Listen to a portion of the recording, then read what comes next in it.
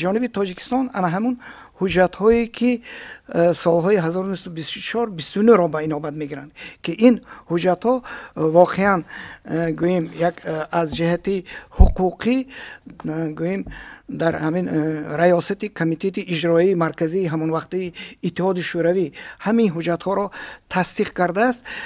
гӯем хатти сарҳад дар ҳамон вақт муайян шудааст. лекин баъд аз пош хӯрдани иттиҳоди шӯравӣ ҷониби қирғиз ин ҳуҷҷатҳоро эътироф намекунанд. танҳо ба як ҳуҷҷате ки агар мо ба ҳамин таърихи муноқишаҳои сарҳадӣ гӯем як назар андозем, аввалин муноқишаҳо ҳанӯз дар давраи шӯравӣ соли 1974 байни ҳамин сокинони сарҳад, ноҳияҳои байни сарҳадӣ ҳанӯз соли 1974 ба амал омадагӣ буд, ки гӯем дар натиҷа аз ду ҷониб бисёр шахсон зарар диданд.